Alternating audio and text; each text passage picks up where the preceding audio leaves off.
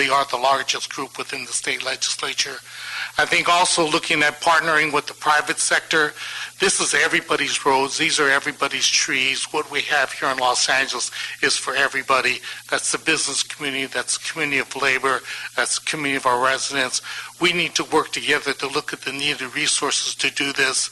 The city has been great. The mayor's been great, as the council, developing volunteer forces, bringing people together around planting trees, and doing a lot of the work that's a part of making the city a great city. Right. So all together, I think we can find the resources we need.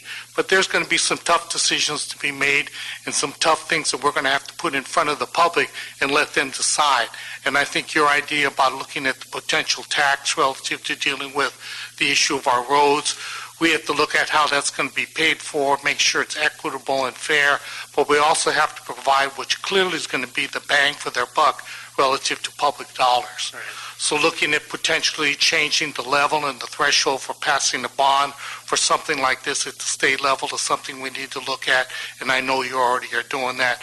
But these are some of the ideas that I think really have to be put foursquare in front of the public and say, look, if you want this, you're going to have to do something about it. Thank you. What does Mrs. Furutani think about this? Did you get the blessing from her as well? You're talking about the power behind the throne now. Absolutely. The thing my wife always asks me any time I've gone to her and talked about running for elected office or doing public service, the first thing she asks me is, what the heck are you going to do if you get there? And that's what it's about, getting stuff done. And that's what I think this Public Works Board position to me is so exciting and really going to be valuable to myself, and I hope for those that I work with and the city as a whole. This is where public service is, and as someone told me, literally, in terms of public service, this is where the rubber meets the road. Literally, right. I thank you for your commitment to serve our city, specifically in the Public Works Commission. I see Commissioner Maddox is here, or she was here, to say hello, to lend her support.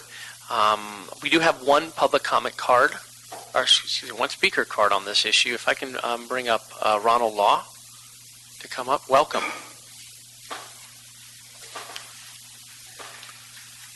Good afternoon. Good afternoon. Thank you, Mr. Chair. My name is Ronald Lowe. I'm representing the Asian Pacific American Leadership Project. I'm also a former Public Works Commissioner. Right. So I am here, delighted to be here to support the appointment of Mr. Furutani.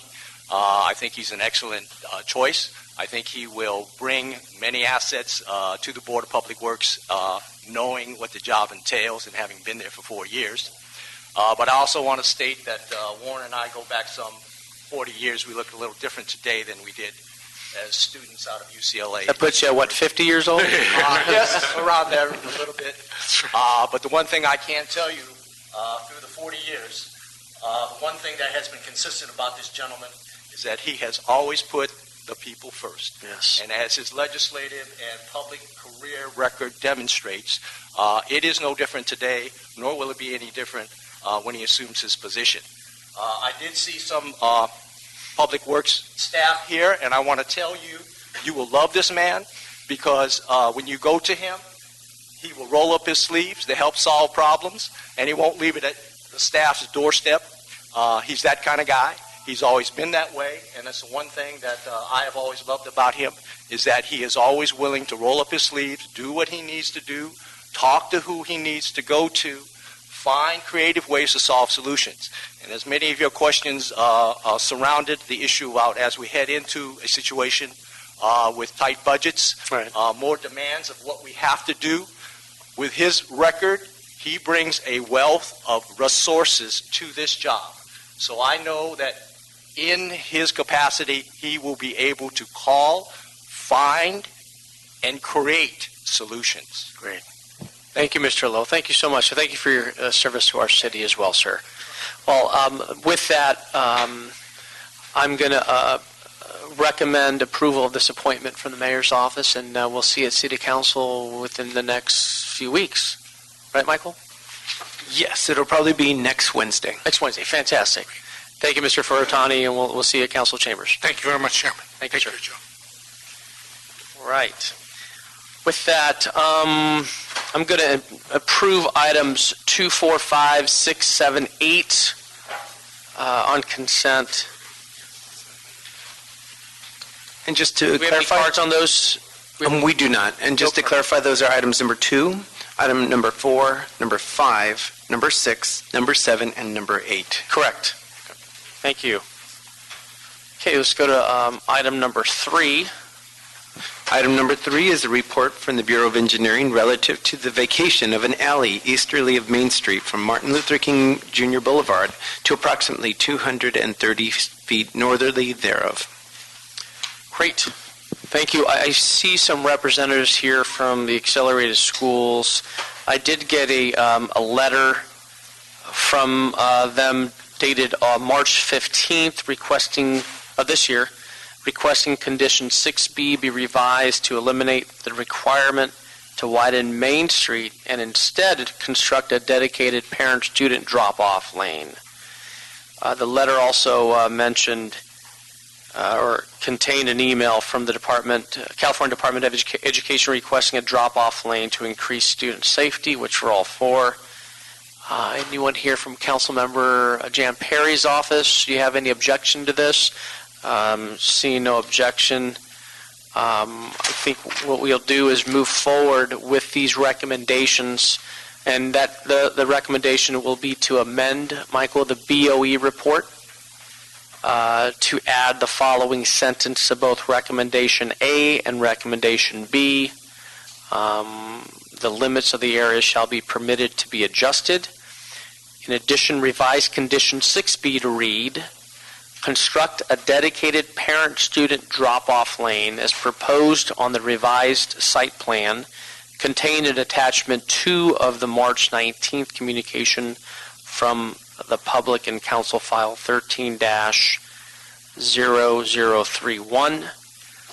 Also, Michael, add condition 6F, just to construct suitable improvements to provide an alley turnaround area at the new southerly terminus of the remaining alley easterly of Main Street. That was a mouthful. Anyone here, staff, that wants to add anything, or we're good with those recommendations? So we'll approve item 3 as amended, and we'll send that to City Council for approval. Okay? Very good. Okay. Item number 9, Michael. Item number 9 was continued from February 27th, and it's a report from the Bureau of Engineering relative to a street vacation proceedings to vacate Elk Grove Circle from Elk Grove Avenue to its easterly terminus. This is Council District 11. I see here the petitioner is requesting some changes to the conditions contained in the report. Do you have a copy of the letter? I do have a copy of the You do letter, have it. and Okay, good. it's attached to the council file right now. Very good. Anyone here from BOE or DWP, council office? You guys are all supportive of this? Yes, that's correct. Dale Williams, Bureau of Engineering Land Development. We've been working with the applicant and with the Okay, Dale. WP, and everything's Good. been agreed upon. Okay, good. No objection from CD 11. We didn't hear anything, right? Dennis? No, Daryl? Okay, good.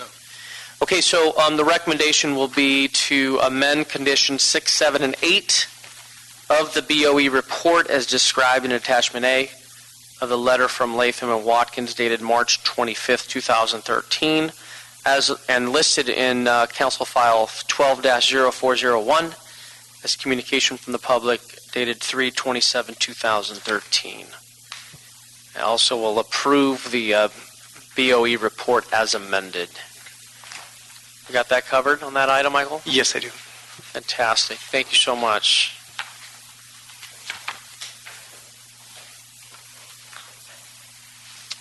Okay, moving forward in our last item, number 10.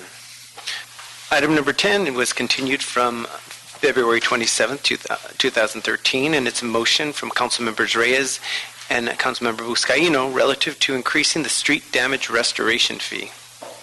Okay, we heard this a couple weeks back, but did not have staff here to present. Let's bring up, we have Conad here, Bureau of Street Services, Mr. Jordan.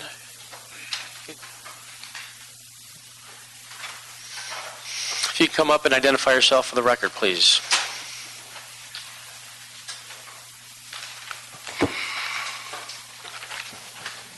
Good afternoon. I'm Walter Bradley, Bureau of Contract Administration.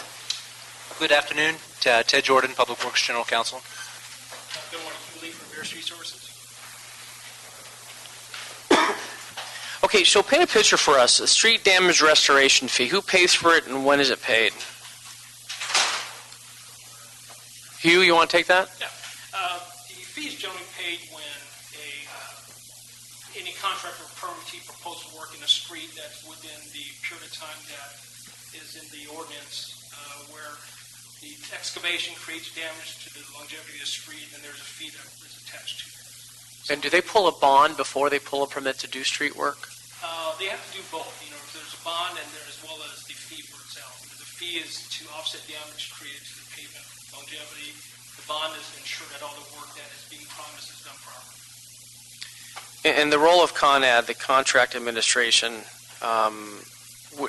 in addition, you work together with the Bureau of Street Services. When does a city attorney come into play on these types of issues? Well, if all goes smoothly, we don't, but oftentimes, all too often, it doesn't. So there may be situations where, although the work seems acceptable at the time, the improper nature of the way it was done doesn't manifest itself until sometime downstream, maybe even after the bond is no longer there. Or there may be situations in other cases where people have done work without the permit, but sometimes when the work is done, the work is not repaired properly, and then the street suffers some damage, and the potholes appear, the fill is collapsing, cars hit that, damage occurs. So we get there, we can be involved when things haven't been done properly. So say when you go back to that damage, there's a tag on the street, from what I understand, that needs to be placed at the completion of the fix. Is that my understanding? Yes, whenever there's a repair made in the street, there's a metal tab that goes actually goes on the asphalt paving to identify who did it. We have found that the majority of the problems that we have with potholes, with areas that appear not to be repaired properly, or when contractors or utilities go out and do this work without a permit, or they obtain a permit and they don't call us for inspection.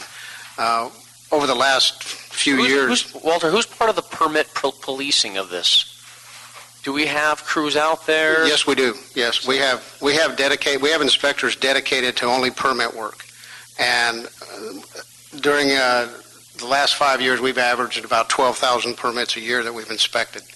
And believe it or not, there's even more work going on out there where there's no inspection and there's actually no permit.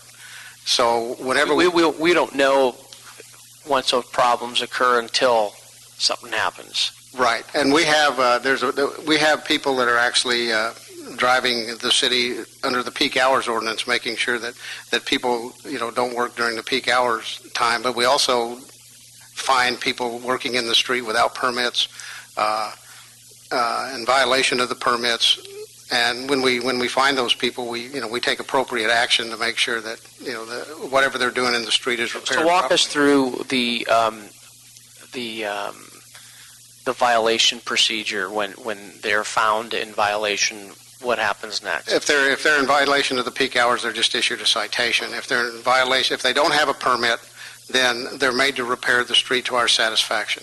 Do you think it's kind of a weak system with the whole issuing of a citation? What does a citation do? Well, the citation for the peak hours means that they've just been in the street during the hours that they're not supposed to be there. Like blocking, impeding traffic? Right, correct. Like a California Vehicle Code section? It's actually a city ordinance called the peak hours ordinance. Oh, LAMC section. Okay. Yeah, and it's not the ordinance wasn't enacted in order to cite people. The ordinance was enacted to get people off the street. And so we could issue probably a lot more citations than we do, but what we try to do is we try to get the people out of the street and get traffic flowing. If they've already done an excavation, then that's a problem because we have to get the excavation filled or at least plated so that we can get traffic back on the street. A lot of the potholes that we see, a lot of complaints that we respond to is old work. that that hasn't been tagged. We don't know who was there. We go back and we study the permits. We do an investigation, and when we find it, we just don't know who did it. Are the permits electronically filed? Yes. They are. Yeah, and the permittees, whenever they want inspection, they call our dispatch. Our dispatch makes sure that somebody gets out there to look at the work as it's being done, so that it gets done properly. We had in the past we had a problem with particularly with the utilities where they would pull a Cable permit. companies, phone companies. Phone companies, those type of companies would go out and do work, wouldn't call us, make repairs, not tag the asphalt. We have no idea, who actually did the work, and so now we're, street services are having that responsibility to go around and fix those areas. So out of you issued 12,000 permits last year, would you say? I think it's about an average of 12,000 a year for the last 5 years or so. So can you give me an estimate of how much the city spends repairing street failures due to lack of I think street services crappy work? could answer that better than I could, Councilman. I think that's where part of the problem comes. It's when we have a call that there's a damage to the pavement and it affects the public's ability to use the street. We either have a choice of one, making the repair a city cost, or try to find out who it is and go after them and basically have a street held hostage until we can figure that out. So we don't segregate the records of what we know as something that we can't explain versus something that we can attribute to a particular excavation, whether it's by a utility or anybody else. And that's kind of where the problem is. We're noticing, that a lot of these are caused by what appears to be excavation, and we simply don't have the staffing or the time to research to find out who it was, especially if it happened several years ago. So we are absorbing that as part of our normal maintenance operations. It is Are any of these calls initiated by the council offices or constituents, especially? Yeah, plenty. Especially long traffic delays. Right. Many come through the council office. Most come through 311. Some contact our bureau directly online. They come many different directions. And so once you get the call in from whether it's a constituent or a council office, the majority of these calls are these folks, are these companies, are they well in line with the permit process, or are they found in violation? We actually don't know. In other words, we operate with the attempt to try to restore the street back to service as soon as possible. So our focus is on getting the whole filled to allow the street to be used again. If it's something particularly egregious, we will probably try to research it to find out who it was. A lot of times, just as Mr. Bradley explained, it's not possible because it started with a guy that just did it without a permit to begin with. So it's evident that we need to do some fine-tuning of this process. It's no big secret. I understand my colleague, Mr. Englander, looked at this as well last year and drafted a similar motion. So where do we go from here, Michael? Well, the motion itself asks that the CAO, with the assistance of the Bureau of Street Services and City Engineer, be directed to report recommendations for increasing the street damage restoration. And you guys will be a part of that process with the CAO's office? Yes. Okay. Yes. Well, that'll be the direction. Just work with the CAO's office and look at best practices and see how we can fine-tune this entire process. Yeah, and the current motion looks at asking the CAO, with the assistance of the bureaus, to increase the fee to pay for additional city attorney staff. And right. That's definitely part of the process. It's not the only element that the effort may show that additional resources may be needed or will likely be needed in the other bureaus as well. So how much is the fine, Ted? Can you tell us? The LAMC section violation? Yeah, I don't know. You mean for the, there's the peak hour type? Right, the peak hour, right. I don't really know the current. The peak hour violation is very minimal. It's I think the third time that you receive a violation, I believe it's $2,000 for the third offense. So it's nothing. It's not a deterrent. Again, the ordinance was passed in order to keep traffic flowing, and we actually go out and issue what we call a notice of noncompliance to whoever's in the street digging during peak hours. And that's our only Instead of a vehicle- citation. That's our only vehicle